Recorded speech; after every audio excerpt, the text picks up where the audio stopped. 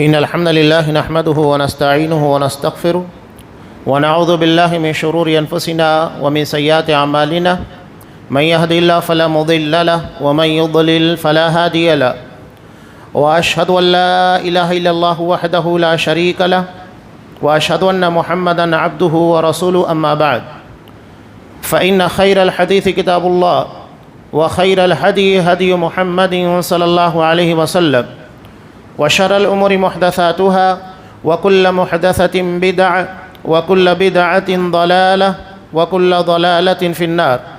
أعوذ بالله السميع العليم من الشيطان الرجيم. بسم الله الرحمن الرحيم. يا أيها الذين آمنوا اتقوا الله حق تقاته ولا تموتن إلا وأنتم مسلمون. يا أيها الناس اتقوا ربكم الذي خلقكم من نفس واحدة وخلق منها زوجها وبث منهما رجالا كثيرا ونساء واتقوا الله الذي تساءلون به والأرحام إن الله كان عليكم رقيبا. يا أيها الذين آمنوا اتقوا الله وقولوا قولا سديدا يصلح لكم أعمالكم ويغفر لكم ذنوبكم ومن يطع الله ورسوله فقد فاز فوزا عظيما. وعن أبي موسى الأشعري رضي الله تعالى عنه قال قال رسول الله صلى الله عليه وسلم كمل من الرجال كثير ولم يكمل من النساء إلا آسيا امرأة فرعون ومريم ابنة عمران وفضل عائشة على سائر النساء كفضل الثريد على سائر الطعام رواه البخاري. وقال النبي صلى الله عليه وسلم الدنيا كلها متاع وخير متاع الدنيا المرأة الصالحة رواہ مسلم. تمام قسموں کی تعریفات اللہ رب العالمین وحدہ لا شریک کے لیے لائق و زیبا ہے، جو ساری کائنات کا تنہا خالق و مالک ہے، اور بے شمار درود و سلام ہوں اللہ کے آخری نبی جناب کریم محمد رسول اللہ صلی اللہ علیہ وسلم کی ذات مقدسہ پر. محترم سامعین، عزیز ماں اور بہنوں،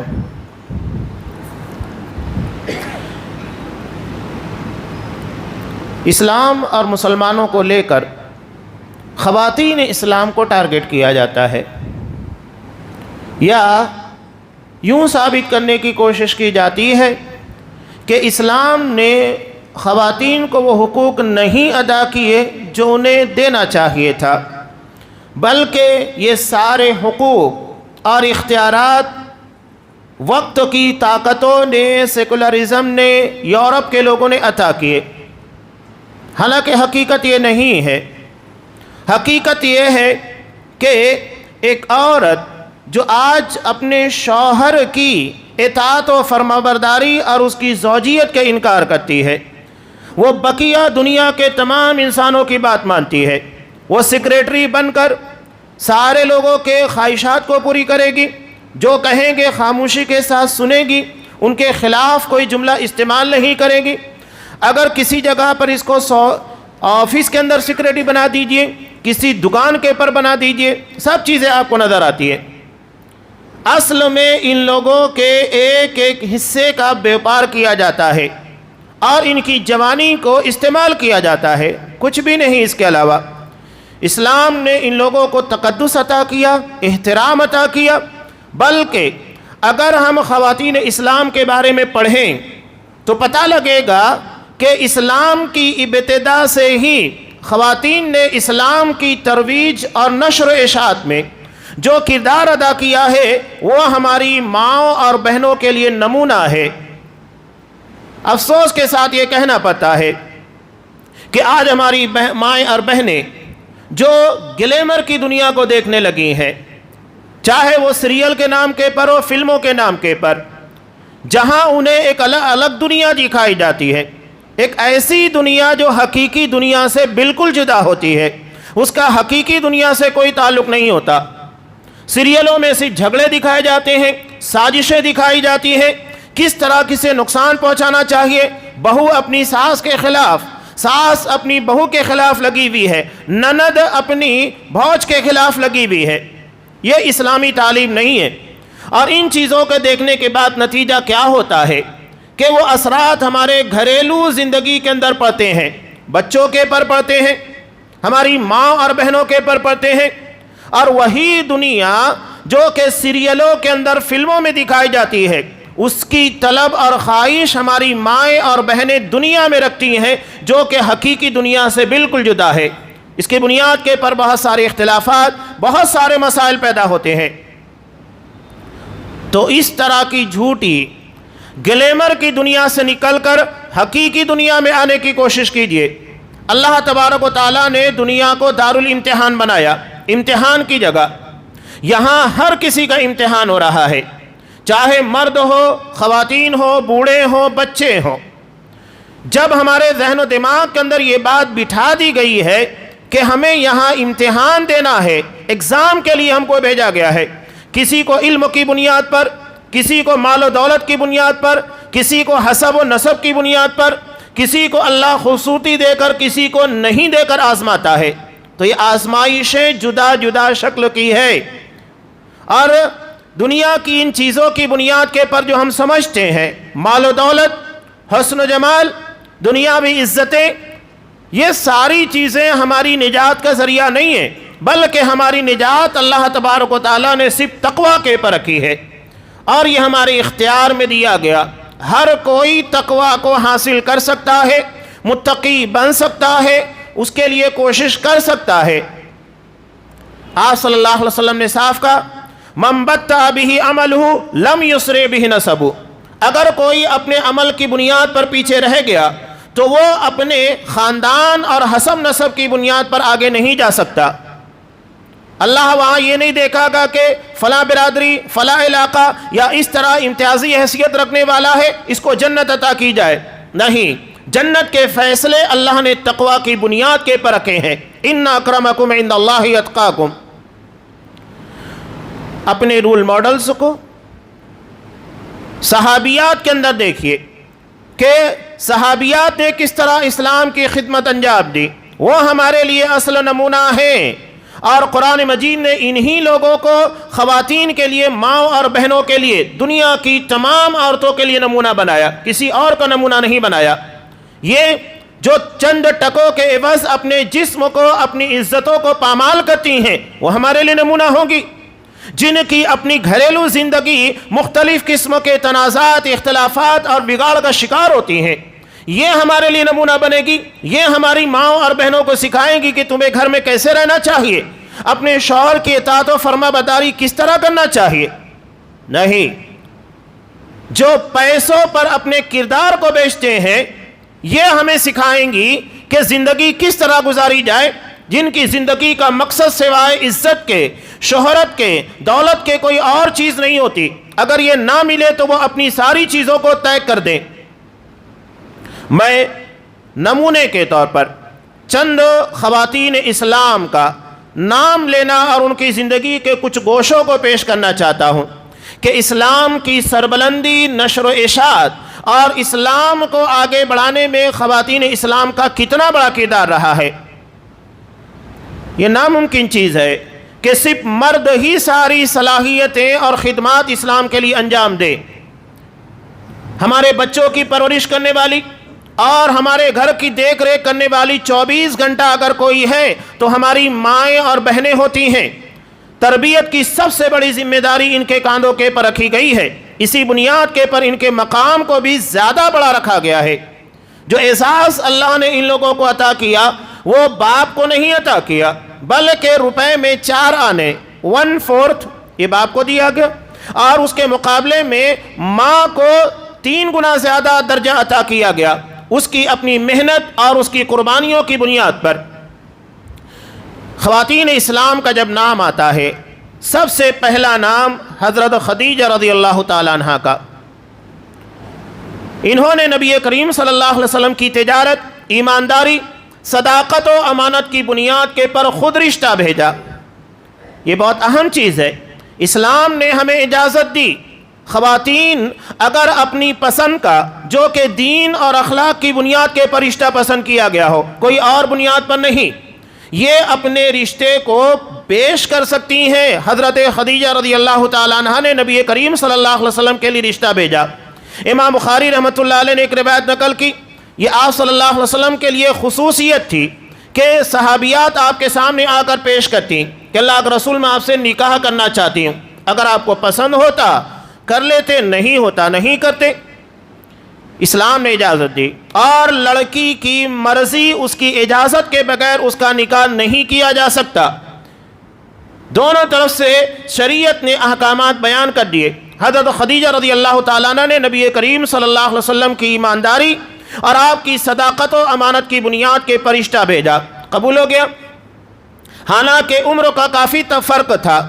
ہمارے یہاں مزاج یہ ہے کہ شوہر کی عمر زیادہ ہونی چاہیے، بیوی کی کم ہونی چاہیے، یہ اسلامی مزاج نہیں ہے۔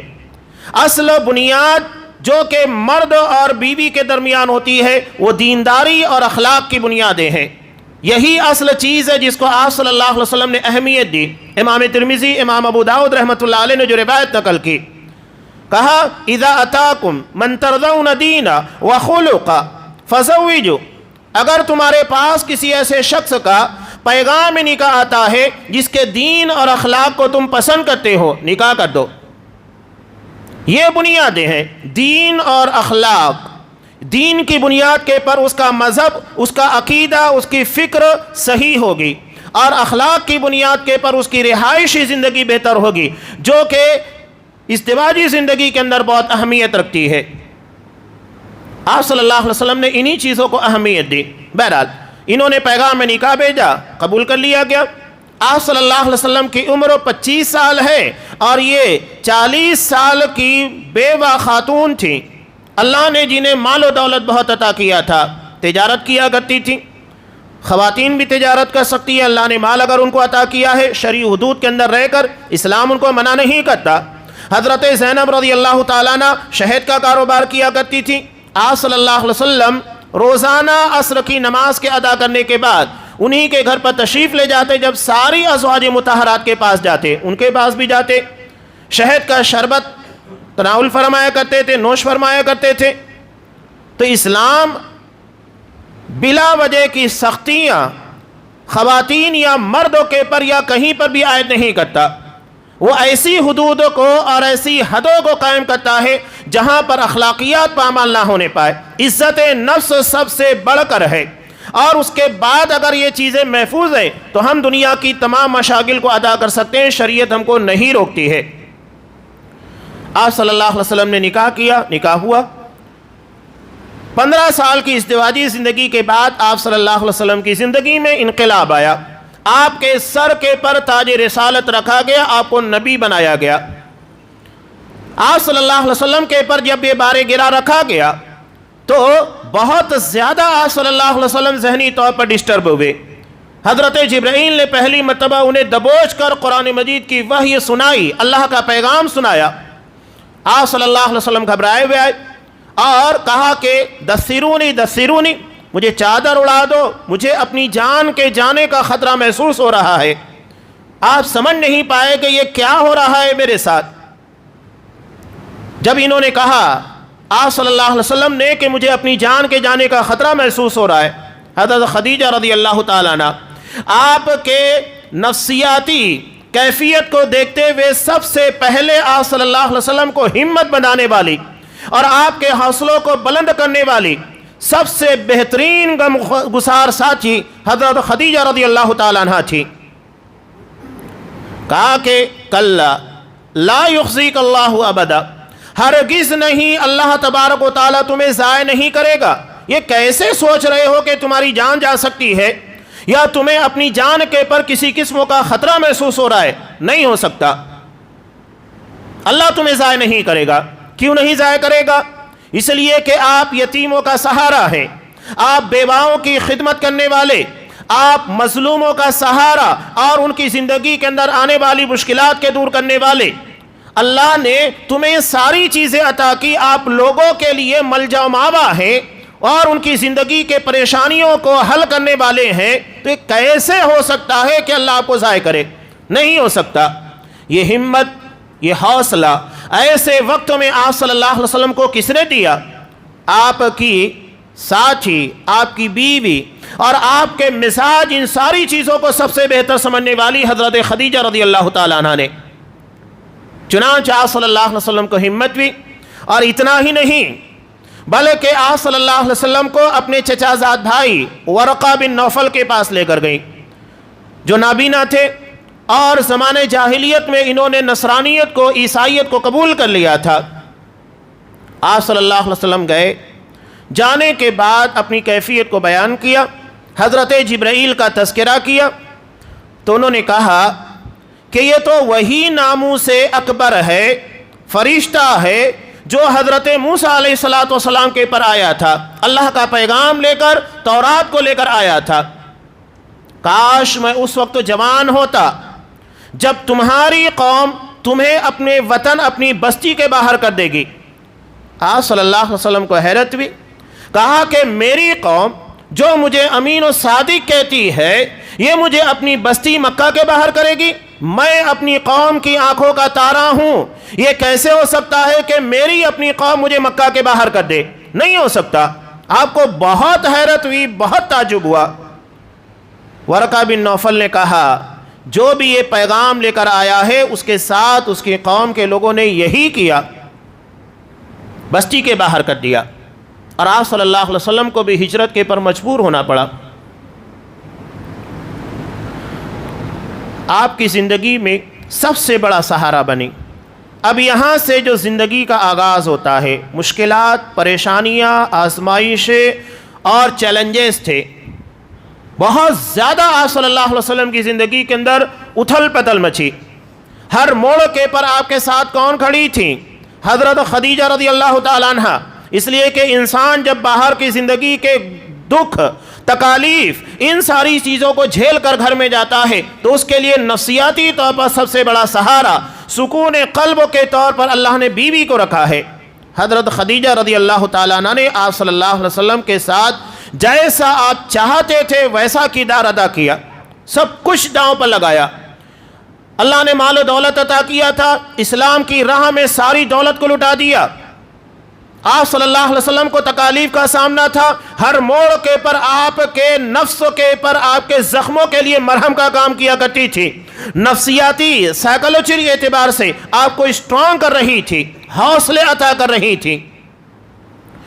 ایک مرتبہ حضرت عائشہ صدیقہ رضی اللہ تعالیٰ عنہ نے کہا کہ آپ بار بار خدیجہ کا تذکرہ کرتے ہیں جبکہ اللہ نے آپ کو جوان بیویاں عطا کی ہیں۔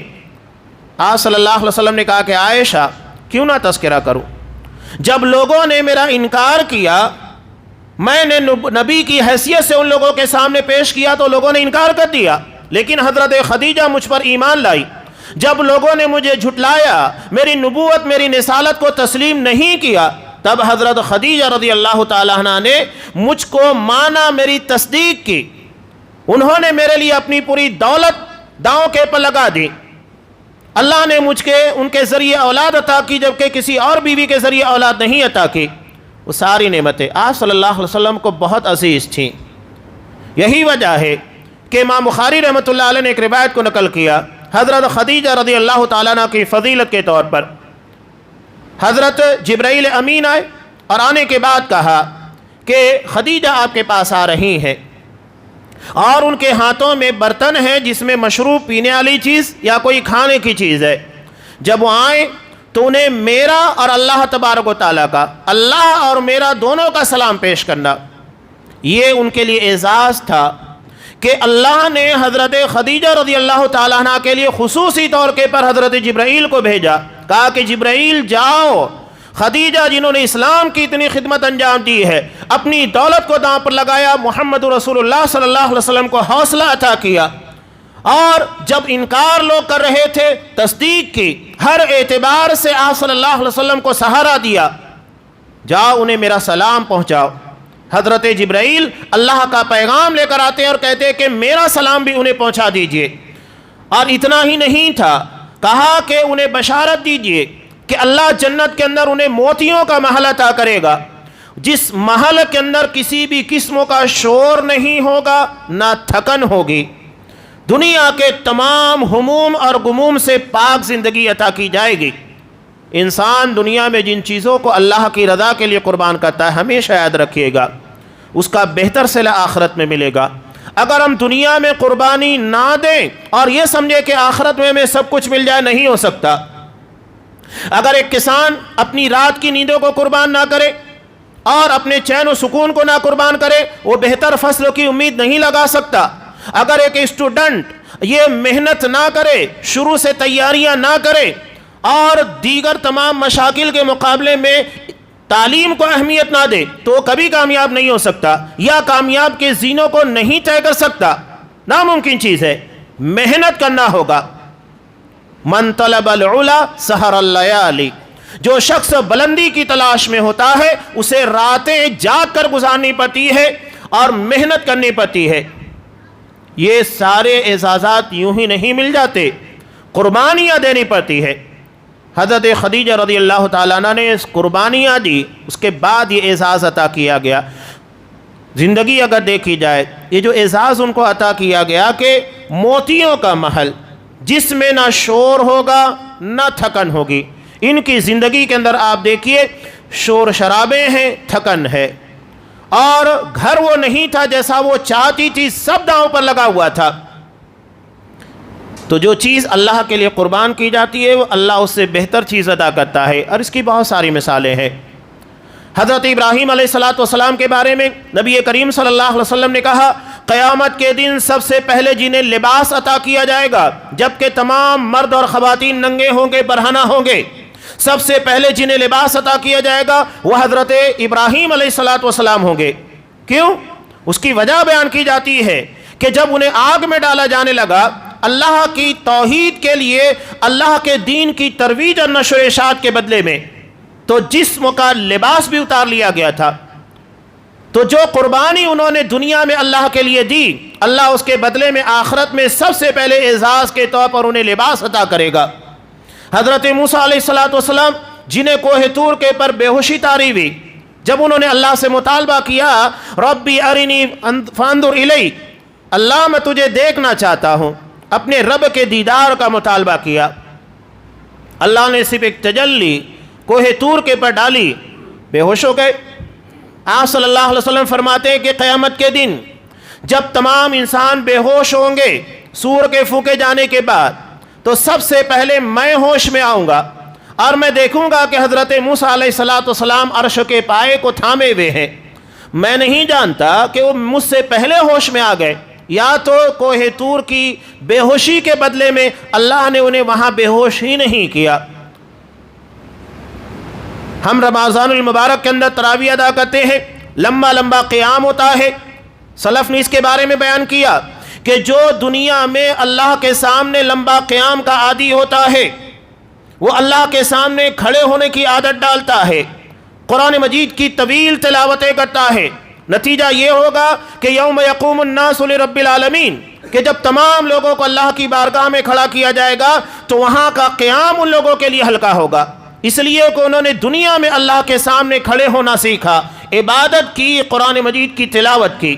تو جو چیز دنیا کے اندر بندہ قربان کرے گا وہ بہتر شکل میں آخرت میں ملنے والی ہے۔ حضرت خدیجہ رضی اللہ تعالیٰ عنہ دنیا میں کتنی مشکلات تھی، پوری تجارت، سارا سرمایہ انہوں نے اللہ کے دین کے لیے لگا دیا۔ آپ صلی اللہ علیہ وسلم کو آئے دن مختلف قسموں کی آزمائشوں کا سامنا کرنا پڑتا تھا۔ آپ تھکے ہارے آتے تھے، ایک تو یہ اپنے بال بچوں کی پرورش، گھر کی دیکھ ریکھ کے بعد جب آپ آتے تو ان کی خدمات انجام دیا کرتی تھی، کبھی شکایت نہیں کی کہ اتنا مشکل بھرا دور، اتنی مشکل والی زندگی کیا معنی رکھتی ہے۔ آج یہ ہماری ماں اور بہنوں کے لیے بہت بڑی مثال ہے کہ حضرت خدیجہ کو اپنے سامنے رکھو۔ یہ صرف نام رکھ لینے سے کہ ہم اپنی بچیوں کا نام خدیجہ رکھ لیں تو وہ جنتی ہو جائیں گی، نہیں، بلکہ خدیجہ کے ساتھ ساتھ کردار بھی خدیجہ والا ہونا چاہیے کہ اتنی ساری مشکلات، آزمائشوں کے بعد انہوں نے کبھی نبی کریم صلی اللہ علیہ وسلم کو شکایت نہیں کی۔ آج اگر کھانے میں ذرا سی تنگی ہو جائے تو بیوی اپنے شوہر سے شکایت کرنے لگتی ہے، اگر لباس ان کی مرضی کے موافق نہ ملے اس کے اوپر شکایت، رہنے میں اگر ذرا سی تنگی ہو جائے اس میں شکایتیں، یعنی شکوے کی زبان بڑی طویل ہو چکی ہے، دفتر لگا دیے گئے ہیں، اس لیے کہ ہم نے حضرت خدیجہ کا کردار نہیں دیکھا، ہم نے حضرت خدیجہ کی زندگی کو نہیں پڑھا اور نہ اس کی طرح رول ماڈل تلاش کیا۔ یہ مسائل اسی بنیاد پر پیدا ہوتے ہیں۔ لیکن یہاں اس کا مطلب یہ نہیں ہے کہ ساری ذمہ داریاں خواتین کی ہیں۔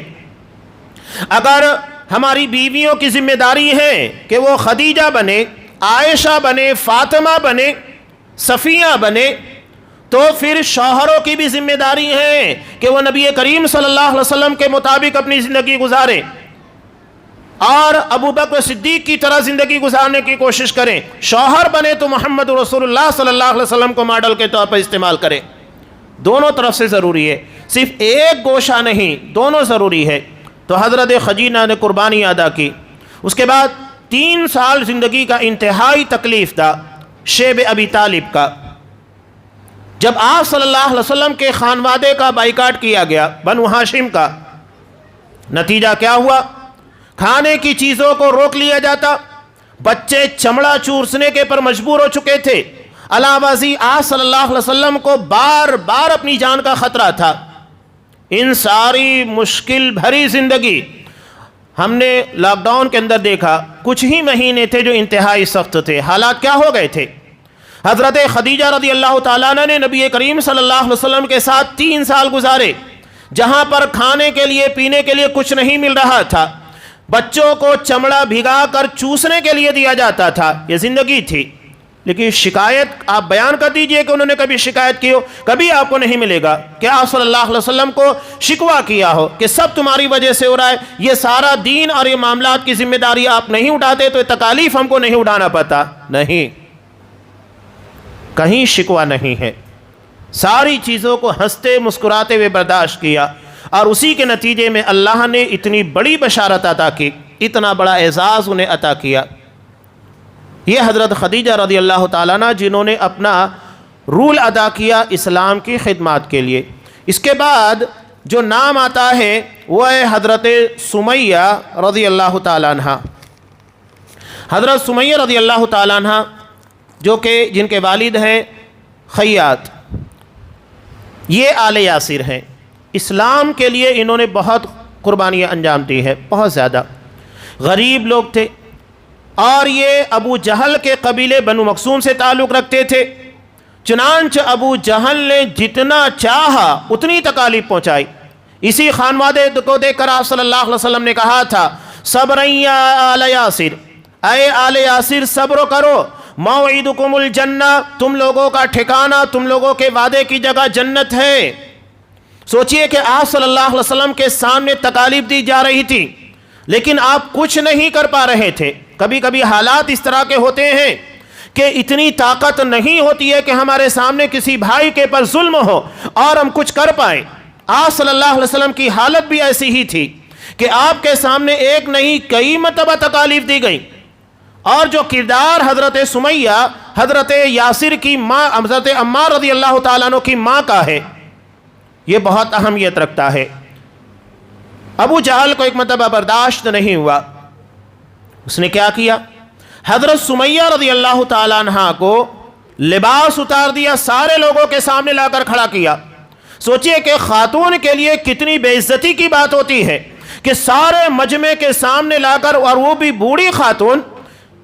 بوڑھی خاتون کے ساتھ اس طرح کا ویوہار اور اس طرح کا معاملہ پیش کرنا کیا معنی رکھتا ہے؟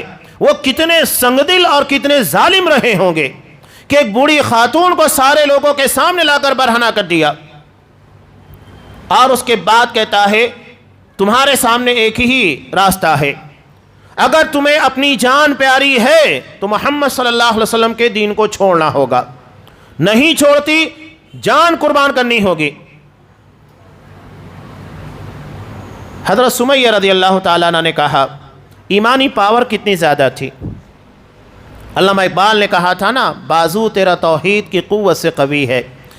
اللہ نے انہیں حوصلہ ایمان اتنا عطا کیا تھا کہ ان نحیف اور کمزور جسموں کے اندر توحید کی بنیاد پر ایمان کی طاقت اتنی زیادہ تھی کہ وقتوں کے سب سے بڑے ظالم کے سامنے کھڑے ہو کر باتیں کرتے تھے، جھجکتے نہیں تھے، خوف نہیں تھا۔ اللہ کی ذات کے پر ایمان، یقین، توکل اتنا زیادہ تھا کہ سامنے کتنا بڑا دشمن ہو، بے معنی، بے حیثیت ہے، جو اللہ کی کبریائی، اللہ کی عظمت و جلالت کو اپنے دل کے اندر جگہ دے لیتے ہیں، پھر ان کے سامنے طاقت بے معنی ہو جاتی ہے، دشمنوں کی حیثیت بے معنی ہو جاتی ہے، ساری چیزوں کو داؤں پر لگا دیتے ہیں اور انہیں کسی قسم کا خطرہ محسوس نہیں ہوتا۔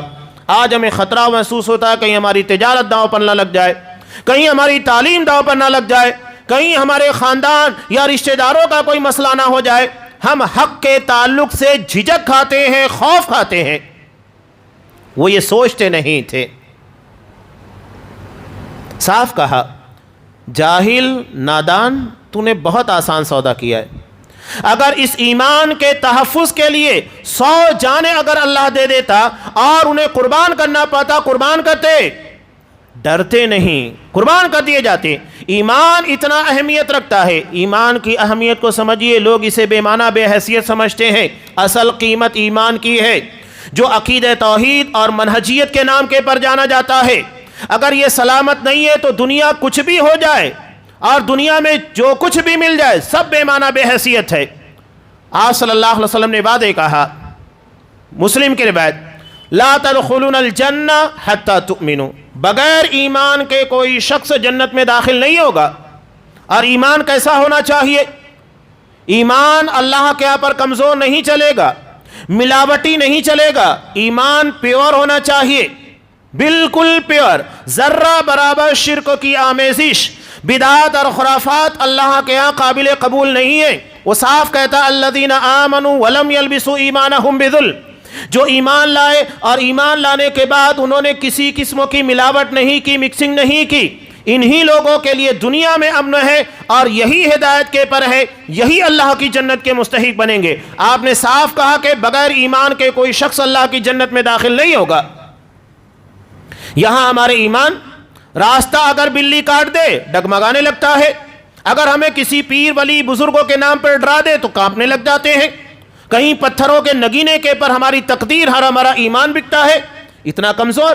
صحابہ نے جس ایمان کے تحفظ کے لیے جانوں کو قربان کر دیا، مال قربان کر دیا، اپنی پوری پراپرٹی مشرکین کے حوالے کر دی، ہم نے اس کو اتنا کمتر، اتنا حقیر سمجھ لیا ہے۔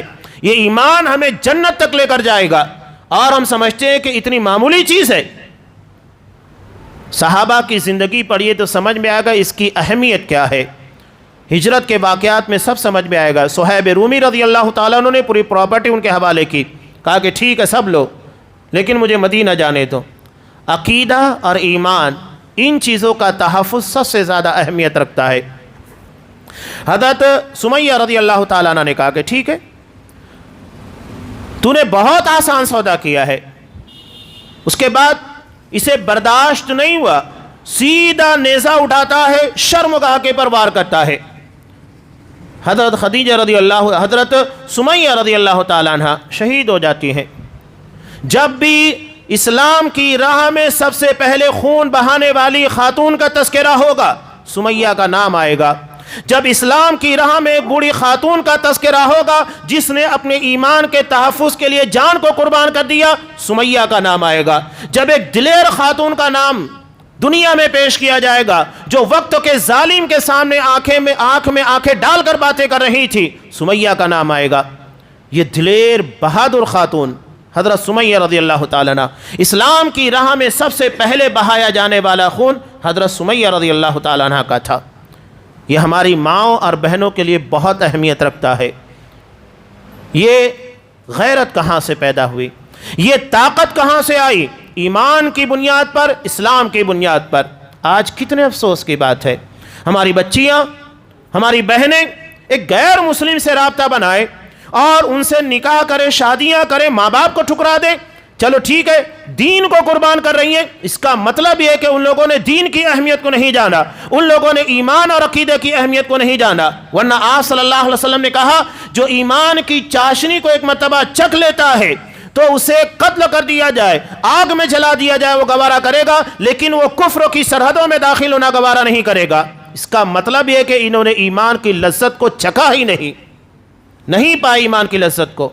اور یہ ہماری اپنی کوتاہی ہے کہ ہم نے وہ ماحول نہیں عطا کیا جہاں سے انہیں ایمان کی اور دین کی تعلیمات ان لوگوں تک پہنچائی جا سکے، چاہے وہ خطبات جمعہ ہو، عام دروس ہو، ساری چیزیں ہم نے مسجد کے دروازے بند کیے، مالزوں کے دروازے کھول دیے، ہم نے ان لوگوں کو جمعہ سے روکا، تراویح سے روکا، بازار اور مارکیٹ کے لیے چھوڑ دیا۔ نتیجہ کیا ہے جو ہمارے سامنے ہے؟ یہ ہماری بہت بڑی کوتاہی ہے۔ حضرت سمیہ ان لوگوں کے لیے مثال ہے۔ حضرت عائشہ رضی اللہ تعالیٰ عنہ کا تذکرہ۔ حضرت عائشہ رضی اللہ تعالیٰ عنہ کو لے کر کافی مسائل اور اعتراضات ابھی اس دنیا کے اندر پیدا کیا گیا ہے۔ ان کی نکاح کی عمر کو لے کر 6 سال کی عمر میں نکاح ہوا، 9 سال کی عمر میں رخصتی ہوئی۔ میں صرف ایک بات کہوں گا کہ اس نکاح کے پر نہ حضرت عائشہ رضی اللہ تعالیٰ عنہ کو اعتراض، نہ حضرت ابو بکر صدیق رضی اللہ تعالیٰ عنہ کو اعتراض، بات ختم۔ آگے بھی میں کہہ رہا ہوں، مشرکین مکہ اور یہود اور اطراف میں رہنے والے قبائل جو ہمہ وقت اسلام اور مسلمانوں کے خلاف کچھ نہ کچھ شوشے چھوڑتے تھے، شبہات پیدا کیا کرتے تھے، اعتراضات کیا کرتے تھے، کیا کبھی کسی یہودی، کسی مشرک یا تو کسی مکہ کے رہنے والے اسلام دشمن کو آپ نے دیکھا کہ اس نے اس پر اعتراض کیا ہو؟ نہیں کیا ہے۔ حالانکہ وہ بدترین دشمن تھے آپ صلی اللہ علیہ وسلم کے، چاہتے تو بہت اعتراض کرتے۔ اس کا مطلب یہ ہے کہ یہ کلچر، یہ تہذیب ان لوگوں کے اندر تھی، تبھی انہوں نے اعتراض نہیں کیا۔ اور پلٹ کر ہم بھی کہتے ہیں کہ تمہارے اپنے دیوی دیوتاؤں کے بارے میں جسے تم مانتے ہو، تسلیم کرتے ہو، تمہارے اپنے قول، تمہارے اپنے پنڈت کہتے ہیں کہ ان کی عمر کیا تھی؟ سیتا جی کی عمر بتائی جاتی ہے کہ 6 سال تھی، اور رام جی کی عمر بتائی جاتی ہے 15 سال ہے۔ یہ تمہارے اپنے بیان کرتے ہیں۔ خیر، یہ ہمارا موضوع نہیں ہے، یہ ایک بے معنی فضول قسموں کا سوال ہے۔ حضرت عائشہ رضی اللہ تعالی عنہ آپ صلی اللہ علیہ وسلم نے جن کی فضیلت کے طور پر بیان کیا کہ میں نے روایت خطبہ مسنونہ کے فوراً بعد پیش کی تھی، امام بخاری رحمۃ اللہ علیہ نے روایت کیا، کمل من الرجال کثیر، لوگوں میں مردوں کے اندر کامل یعنی کمپلیٹ مرد بہت سارے گزرے ہیں۔ سارے انبیاء کمپلیٹ تھے، اصحاب کرام کمپلیٹ مین تھے، یعنی مکمل، جن کی زندگی کے اندر خامیاں بہت ہی کم تھی، نہ کے برابر، اور انبیاء تو معصوم عن الخطا ہوتے ہیں۔ لیکن عورتوں میں کمپلیٹ بہت کم گزری ہیں۔ آپ صلی اللہ علیہ وسلم نے کہا، آسیہ، حضرت آسیہ جو فرعون کی بیوی تھی، کتنے ظلم اور کتنے مصائب کو سہا، برداشت کیا۔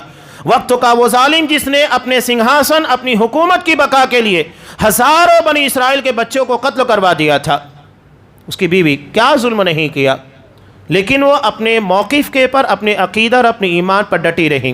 اس کے بعد مریم بنت عمران، حضرت عیسیٰ علیہ السلام کی ماں، بہت شدائد، بہت مشکلات، اور آج بھی یہود ان کے پر زناکاری اور بدکاری کا الزام قائم رکھے ہوئے ہیں۔ اس کے بعد آپ نے کہا کہ عائشہ کی فضیلت تمام عورتوں کے پر کفضل الثرید علی سائر الطعام، جیسا کہ ثرید کی فضیلت تمام کھانوں کے پر ہوتی ہے، عرب کا ایک لذیذ اور بہت ہی پسند کیا جانے والا کھانا، اس کی فضیلت تمام کھانوں کے پر تھی۔ آپ صلی اللہ علیہ وسلم نے حضرت عائشہ صدیقہ رضی اللہ تعالیٰ عنہ کے بارے میں بیان کیا۔ حضرت عائشہ رضی اللہ تعالیٰ عنہ کی فضیلت ان کے علم، ذہانت اور اسلام کی نشر و اشاعت کے اندر بنیادی کردار ادا کرنے کی وجہ سے ہے۔ آپ صلی اللہ علیہ وسلم نے 4 سے زائد نکاح کیے، بیک وقت تو 9 بیویاں تھیں۔ اس کی ایک بڑی وجہ یہی تھی کہ خواتین کے ذریعے آپ صلی اللہ علیہ وسلم خواتین میں کام کرنا چاہتے تھے۔ بہت سارے ان لوگوں کے مسائل جو کہ خاتون آپ کے سامنے آ کر بغیر جھجک کے نہیں پوچھ سکتی تھی، وہ آپ صلی اللہ علیہ وسلم کی ازواج مطہرات سے پوچھا کرتی، اور وہ مسئلہ آپ تک جاتا اور آپ اس کو بیان کرتے۔ چونکہ آپ صلی اللہ علیہ وسلم تمام لوگوں کے لیے نبی بنا کر بھیجے گئے، ہر قسم کے مسائل آپ کو بیان کرنا تھا، مردوں کے، خواتین کے، بچوں کے، بوڑھوں کے، تمام مسائل آپ کو بیان کرنا تھا۔ تو خواتین کے شعبے کے تعلق سے آپ نے ازواج مطہرات کا انتخاب کیا، اور حضرت عائشہ رضی اللہ تعالیٰ عنہ ذہانت میں، علم میں بہت اعلیٰ معیار کی تھی، چنانچہ انہوں نے آپ صلی اللہ علیہ وسلم کی احادیث کے ذخیرے کو جمع کیا۔ راویان حدیث میں حضرت ابو ہریرہ، اس کے بعد حضرت عبداللہ ابن عباس رضی اللہ تعالیٰ عنہ، تیسرا مقام ہے حضرت عائشہ رضی اللہ تعالیٰ عنہ کا۔ 2210 روایتیں آپ صلی اللہ علیہ وسلم کی بیان کرتی ہے، اتنی کثیر روایتیں انہوں نے بیان کی ہے۔ تو آپ صلی اللہ علیہ وسلم نے نکاح کا ایک بنیادی مقصد یہی رکھا تھا، فقیہ کی حیثیت تھی، اجلہ اصحاب کرام کے درمیان اگر اختلاف ہوتا تو یہ حضرت عائشہ رضی اللہ تعالیٰ عنہ کے پاس جاتے اور یہ مسائل بیان کرتی. بڑے بڑے صحابہ فقہی مسائل کے اندر انہی سے رجوع کیا کرتے تھے. خاص طور سے انہوں نے آپ صلی اللہ علیہ وسلم کی گھریلو زندگی کے ساتھ ساتھ زندگی کے اخیر مرحلے کے تعلق سے ساری روایتوں کو بیان کیا. پوری تفصیل آپ کو مرض الموت کے تعلق سے روایتیں ملتی ہے حضرت عائشہ رضی اللہ تعالیٰ عنہ کی ملے گی. غور سے ایک ایک چیز کو دیکھا کرتی تھی, سمجھا کرتی, نہیں سمجھ میں آتا سوال کیا کرتی تھی, اور انہی کو لے کر بہت سارے احکامات قرآن مجید میں نازل ہوئے. زنا اور بدکاری کے تعلق سے انہی کے پر جب الزام لگایا گیا احکامات نازل ہوئے. تیمم کے تعلق سے ان کا ہار کھو گیا, احکامات نازل ہوئے. یہاں تک کہ لوگ کہتے تھے کہ ابو بکر کے خانوادے کے تعلق سے کہ تم لوگوں کی وجہ سے بہت سارے احکامات ہمیں سیکھنے کو ملتے ہیں اور اللہ انہیں نازل کرتا ہے. تو یہ ایک بہت اہم چیز تھی. آپ صلی اللہ علیہ وسلم سے سوال ہوا کہ اللہ کے رسول آپ کو لوگوں میں سب سے زیادہ پیارا کون لگتا ہے؟ کہا کہ ابو بکر صدیق سب سے چہیتے اور سب سے محبوب ہیں. لوگوں نے کہا اس کے علاوہ آپ کو اور کون چہیتا ہے؟ آپ صلی اللہ علیہ وسلم نے سب سے پہلے آپ سے جب سوال ہوا تو آپ نے کہا کہ عائشہ. اس کے بعد کہا کہ نہیں مردوں میں بتائیے کون ہے؟ کہا کہ عائشہ کے والد ابو بکر صدیق رضی اللہ تعالیٰ عنہ. اس کے بعد سوال ہی نہیں ہوا. تو یہ آپ کی محبوب ترین شخصیات تھی, اس لیے کہ ان لوگوں نے خدمات بہت انجام دی اسلام کی, اپنے مال کے ذریعے, وقت کے ذریعے, علم کے ذریعے, جو کچھ بھی ہو سکتا تھا. علا ماضی خواتین اسلام میں بہت سارے نام اور بھی آتے ہیں. حضرت ام سلیم رضی اللہ تعالیٰ عنہ یہ خاتون انصار کی تھی. لوگوں نے آپ صلی اللہ علیہ وسلم کی خدمت میں مدینہ آنے کے بعد بہت سارے تحائف پیش کیے.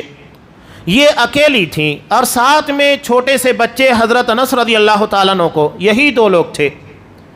سوچئے کہ ایک عورت کے لیے بچہ کتنا بڑا سہارا ہوتا ہے, جبکہ وہ اکیلی ہو, نہ شوہر ہو, نہ بھائی ہو, گھر میں کوئی نہ ہو. کہا کہ اللہ کے رسول لوگوں نے اپنی طرف سے جو خدمات انجام دینی تھی اور جو تحائف دینے تھے دیے. میرے پاس میرا بچہ ہے, میں یہ آپ کی خدمت میں پیش کرتی ہوں کہ میرا بچہ دن و رات آپ کے خادم کی حیثیت سے رہے گا. کیا جذبہ تھا. اور حضرت انس رضی اللہ تعالیٰ عنہ نے 10 سال آپ صلی اللہ علیہ وسلم کی خدمت انجام دی. حضرت ام سلیم رضی اللہ تعالیٰ عنہ جب ان کے پاس پیغام نکاح آیا, حضرت ابو طلحہ رضی اللہ تعالیٰ عنہ کا اس وقت تو مشرک تھے. انہوں نے کہا کہ تم مشرک ہو, میں تم سے کیسے نکاح کر سکتی ہوں؟ میری شرط ہے کہ مسلمان بن جاؤ. مسلمان بنو گے تو تمہارا اسلام لانا نے میری مہر ہوگا, میں مہر نہیں لوں گی, تمہارا اسلام میری مہر ہوگا. چنانچہ انہوں نے اسلام کو قبول کیا. انہی کے تعلق سے قرآن مجید کے اندر ان کے واقعے کے تناظر کے اندر آیت نازل ہوئی وَيُؤْثِرُونَ عَلَىٰ أَنفُسِهِمْ وَلَوْ كَانَ بِهِمْ خَصَاصَةٌ. وہ اپنی ذات کے پر دوسروں کو ترجیح دیتے ہیں حالانکہ خود زیادہ محتاج ہوتے ہیں, ضرورت مند ہوتے ہیں. واقعہ سب کو پتہ ہے, امام بخاری رحمۃ اللہ علیہ نے نقل کیا کہ آپ صلی اللہ علیہ وسلم کی خدمت میں مہمان آئے اور آپ کے پاس ان لوگوں کی خدمت کے لیے کچھ نہیں تھا. حضرت ابو طلحہ نے کہا کہ اللہ کے رسول میرے حوالے کیجئے. گھر جانے کے بعد پتہ چلا ایک آدمی کے کھانے کے برابر کھانا ہے. چراغ حضرت ام سلیم اٹھا کر لے کر گئی تیل ڈالنے کے بہانے. مہمان بھر پیٹ کھانا کھایا, سو گیا. یہ خود بھوکے رہ گئے, حضرت ام سلیم بھوکی رہ گئی, بچے بھی بھوکے رہ گئے, اور اس واقعے کے بارے میں کسی کو خبر نہیں تھی. یہاں تک کہ قرآن مجید کی آیت نازل بھی. آپ صلی اللہ علیہ وسلم نے کہا کہ ابو طلحہ تم نے کیا کیا ہے کہ تمہارے اس واقعے کو قرآن مجید کے اندر بطور سراہنا کے نازل کیا گیا. قرآن تمہارے تعلق سے نازل ہو رہا ہے, تمہاری فضیلت بیان کر رہا ہے. تب انہوں نے کہا کہ ہم نے ایسا کیا تھا. صحابہ کا مزاج ہم لوگوں کے مزاج کے خلاف تھا, یا یوں کہیے کہ ہمارا مزاج اصحاب کرام کے مزاج کے خلاف ہے. یہ صحیح ہے, ہم اصحاب کرام کی فکر, ان کے سوچ اور ان کے مزاج کے خلاف ہیں. وہ نیکیاں کرنے کے بعد چھپاتے تھے, بتاتے نہیں تھے. اور ہمارا مزاج ذرا سی نیکی ہو ریاکاری, جذبہ بہت ہے, کریڈٹ کی ہوڑ لگی ہوئی ہے کہ میں نے یہ کام کیا, میرے بولنے پر یہ کام ہو گیا. یہ سب فضول چیزیں ہیں, اس کا مطلب للہیت ہے ہی نہیں. ہم اللہ کے لیے نہیں بلکہ لوگوں کے اندر نام شہرت حاصل کرنے کے لیے کر رہے ہیں، اور یہ ہمارے درمیان اختلاف کی سب سے اہم اور بنیادی وجہ ہے۔ اصحاب کرام کے درمیان جو اختلاف آپ کو نظر نہیں آئے گا، اس کی وجہ یہ تھی اللہ کی رضا کے لیے کام کیا کرتے تھے، وہ دنیا طلب کرنے کے لیے، شہرت حاصل کرنے کے لیے، ریا-نمود کے لیے، کریڈٹ کے لیے نہیں، بلکہ اللہ کی رضا کے لیے کرتے۔ یہ جذبہ آج ہمارے اندر اگر پروان چڑھ جائے تو اختلافات بہت حد تک کم ہو جائیں گے، چاہے گھر کے ہوں، جماعت کے ہو، کہیں کے بھی ہو۔ یہی حضرت ام سلیم رضی اللہ تعالیٰ عنہا ہے۔ سوچئے کہ ایک خاتون جو اسلام کے تعلیمات اور تربیت کے جلووں کے اندر پرورش پاتی ہے، اس کے معاملات کتنے عجیب ہوتے ہیں۔ ایک ماں کا اگر بچہ انتقال کر جائے بے قابو ہو جاتی ہے۔ ان کے بچے کا انتقال ہو گیا، ابو طلحہ گھر میں نہیں تھے، آنے کے بعد انہوں نے اچھے طریقے سے پیش ہو کر کھانا دیا۔ کھانا کھانے کے بعد انہوں نے کہا، اس کے بعد میاں بیوی نے اپنے تعلقات، ازدواجی زندگی کی جو ضروریات ہوتی ہے پوری کی۔ اس کے بعد یہ حضرت ابو طلحہ کو کہتی ہیں کہ ابو طلحہ یہ بتاؤ، اللہ نے ہمیں کچھ امانت دی تھی اور وہ ہم سے واپس لے لی، تو ہمیں کیا کرنا چاہیے؟ کہا کہ اچھی بات ہے، جو چیز ہماری تھی واپس لے لی گئی، اللہ کی تھی، اللہ نے لے لیا۔ تو کہا کہ اللہ نے ہم کو اولاد کی شکل میں امانت دی تھی، اللہ نے اس کے وقت کے پورا ہونے کے بعد اس کو واپس لے لیا ہے۔ کتنے اچھے انداز میں اپنے شوہر کو سمجھا رہی ہیں۔ بچے کا انتقال ہو چکا ہے، گھر میں ناش پڑی ہوئی ہے، اچھے طریقے سے شوہر کو کھانا کھلایا، اور اس کے بعد ازدواجی زندگی کے جسے وظیفہ زوجیت کہتے ادا کیا، اس کے بعد سمجھا رہی ہیں۔ آپ صلی اللہ علیہ وسلم کے پاس جب یہ بات آئی تو انہوں نے کہا، آپ صلی اللہ علیہ وسلم نے دعا دی، کہا کہ اللہ آج کی اس ملاقات میں برکت دے، اللہ نے انہیں اولاد عطا کی۔ اس طرح کے بہت سارے واقعات۔ حضرت اسماء بنت ابی بکر صدیق کی بات کہیے، کیا خدمات انہوں نے انجام دی۔ انہی کے بیٹے ہیں حضرت عبداللہ بن زبیر رضی اللہ تعالیٰ عنہ۔ جب آپ صلی اللہ علیہ وسلم ہجرت کے لیے نکلے، ابو جہل گھر پر آیا، بہت کوشش کی لیکن انہوں نے نہیں بتایا، غصے میں آ کر ایک تھپڑ مارتا ہے، ان کے کان کی بالی نکل جاتی ہے۔ آپ صلی اللہ علیہ وسلم جب ہجرت کے لیے سفر کے لیے نکلے تو شادان کو باندھنے کے لیے کچھ نہیں تھا، اپنے دوپٹے کا 2 حصہ کیا اور تو شادان کو دے دیا، اسی لیے ان کو ذات النطاقین کہا جاتا ہے، دوپٹے والی، ایک اعزاز کے طور پر۔ انہی کے بیٹے ہیں عبداللہ بن زبیر، یہ آپ صلی اللہ علیہ وسلم کے پھوپھی زاد بھائی، حضرت صفیہ کے لڑکے تھے۔ زبیر جنتی اصحاب کرام میں سے جنہیں دنیا میں جنتی ہونے کی بشارت دی گئی تھی۔ ان کی ماں حضرت صفیہ رضی اللہ تعالیٰ نے، ان کی بھی خدمات ہے۔ ایک طویل سلسلہ ہے جسے ہم سمو نہیں سکتے، ایک خطبے میں صرف چند جھلکیاں تھی جو میں بیان کرنے کی کوشش کر رہا ہوں۔ حضرت اسماء بنت ابی بکر حجاج بن یوسف کے سامنے عبداللہ بن زبیر کھڑے ہو گئے، بڑا ظالم، بڑا جابر تھا، یہاں تک کہ وقت قریب آیا، شہید ہو گئے۔ شہید ہونے کے بعد حضرت اسماء رضی اللہ تعالیٰ عنہ جو 100 سال کے قریب کی عمر پائی تھی یا اس سے زائد، یہ نابینا تھی، لا کر پیش کیا گیا۔ حضرت عبداللہ بن زبیر کو سولی کے پر لٹکا دیا گیا تھا شہید کرنے کے بعد، اور اس کے بعد حضرت اسماء رضی اللہ تعالیٰ عنہ جو بوڑھی خاتون تھی، حوصلہ دیکھیے عورتوں کے اندر یہ جذبات، یہ حوصلے، ہمتیں کہاں سے پیدا ہوتی تھی۔ یہ ایمانی پاور اپنے اندر پیدا کرنے کی ضرورت ہے۔ اپنے بیٹے کو سامنے دیکھا کہ سولی کے پر لٹکا دیا گیا ہے، نابینا تھی، بتایا گیا کہ دیکھو تمہارا بیٹا لٹکا ہوا ہے، سولی کے پر اس کو لٹکا دیا گیا ہے۔ کیا جملہ کہا تھا، کہا کہ خطیب کے منبر سے اترنے کا وقت نہیں آیا، آج بھی میرا بیٹا تم سب کے اوپر ہے، وہ اوپر ہے، تم نیچے ہو۔ یہ مائیں تھی۔ اس کے بعد اللہ سے دعا مانگی کہ اللہ میرے بیٹے کی عبادتوں کو قبول کر، جو رات کی تنہائیوں میں لوگوں سے چھپ چھپا کر تیرے لیے کیا کرتا تھا، ان سجدوں کو قبول فرما جو رات کی تنہائیوں میں تیرے سامنے گڑگڑاتے ہوئے ادا کرتا تھا۔ یہ مائیں تھی۔ یہ جذبہ ہماری ماں اور بہنوں کے اندر پیدا ہونے کی ضرورت ہے۔ میں آخری واقعہ پیش کر کے اپنی بات کو مکمل کر دیتا ہوں۔ حضرت خنسہ رضی اللہ تعالیٰ عنہ، ان کے تعلق سے بہت سارے واقعات ملتے ہیں۔ اللہ نے ان کو شاعری کے اندر بہت مہارت عطا کی تھی، ملکہ تھا، یہاں تک کہ حضرت حسان بن ثابت رضی اللہ تعالیٰ عنہ ان کے اشعار کے اندر بھی بہت ساری خامیاں نکالا کرتی تھیں۔ اتنا زیادہ انہیں اپنے فن کے پر اور اپنے مہارت حاصل تھی۔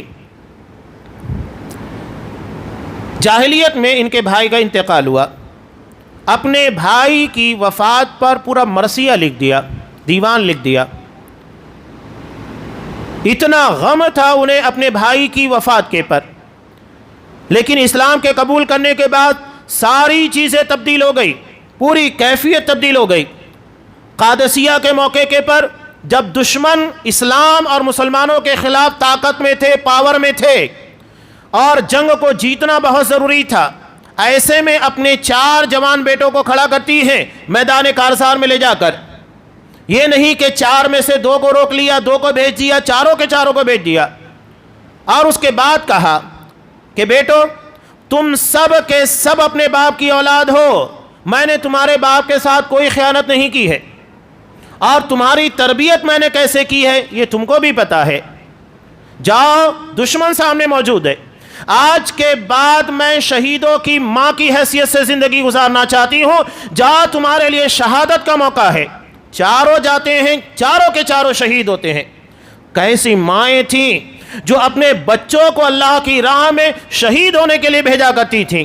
کہاں تو اپنے بھائی کی وفات پر پورا مرثیہ، پوری کتابیں، پورا دیوان تحریر کر دیا جاتا ہے، اور یہاں ایمان کے قبول کرنے کے بعد اپنے بچوں کو اللہ کی راہ میں شہید ہونے کے لیے بھیج رہی ہیں۔ ایک نہیں، 4 بچوں کو۔ جب 4 کے بارے میں خبر آتی ہے، چاروں شہید ہو چکے ہیں، اللہ کا شکر ادا کرتی ہیں، چیخنا چلانا، شکوے شکایت نہیں، شکر ادا کرتی ہے الحمدللہ الذی اکرمنی بشہادتہم، کہ ساری تعریفیں اس اللہ کے لیے ہے جس نے ان کی شہادت کے ذریعے دنیا میں مجھے عزت عطا کی۔ یہ مائیں تھیں، یہ خواتین تھیں۔ اسلام ایسے ہی آج ہمارے چوکھٹ تک نہیں پہنچا ہے، ہزاروں کلومیٹر دور، بلکہ دنیا کے سارے علاقوں کے اندر آج جو اسلام کی نشر و اشاعت، مسلمان نظر آتے ہیں، اسلام کا نام لیا جاتا ہے، اس میں ہماری مائیں اور بہنوں کا بہت بڑا کردار رہا ہے۔ وہ کردار آج بھی ضروری ہے کہ ہماری مائیں اور بہنیں ادا کریں، نبھانے کی کوشش کریں، لیکن اس کے لیے لازم ہے کہ یہ کردار پڑھیں جو خدیجہ کے ہیں، صفیہ کے ہیں، عائشہ کے ہیں، اسماء کے ہیں، ام سلیم کے ہیں، خنسا کے ہیں۔ ان واقعات کو پڑھیں تب وہ چیزیں ہمارے اندر آئے گی۔ اور یہ جو ٹی وی یا دیگر سیریلوں یا کہیں پر بھی ہیں جو رول ہمارے سامنے پیش کیے جاتے ہیں، گلیمر پیش کیا جاتا ہے، یہ صرف بناوٹی دنیا ہے، یہ دھوکے کی دنیا ہے، یہ حقیقی دنیا نہیں ہے۔ حقیقی دنیا وہ ہے جو میں نے آپ کے سامنے پیش کرنے کی کوشش کی ہے۔ اللہ تبارک و تعالی ہماری ماؤں اور بہنوں کے اندر ویسا جذبہ، ویسا کردار پیدا کرے جو صحابیات کے اندر تھا، اور انہیں بھی اسی جذبے کے ساتھ اسلام کی نشر و اشاعت اور اس کی سربلندی کے لیے خدمات انجام دینے کی توفیق دے جیسا کہ صحابیات نے ادا کیا۔ اللہ ہمیں ایمان دے، تقویٰ دے، ہمت دے، حوصلہ دے، اور حالات کا مقابلہ کرنے کے لیے استقامت عطا فرمائے۔ ہماری عزتوں کی، جان و مال کی، اور ہماری تجارتوں کی، ہمارے بچوں کی، ماں بہنوں کی، ہر چیز کی پروردگار حفاظت فرما، جب تک دنیا میں رکھ اسلام کے پر اور ہمارا خاتمہ ایمان کے پر فرما، آمین۔ بارک اللہ لنا ولکم فی القرآن العظیم ونفعني وإياكم بالآیات والذکر الحکیم، انہ تعالی جواد کریم ملک برؤوف رحیم۔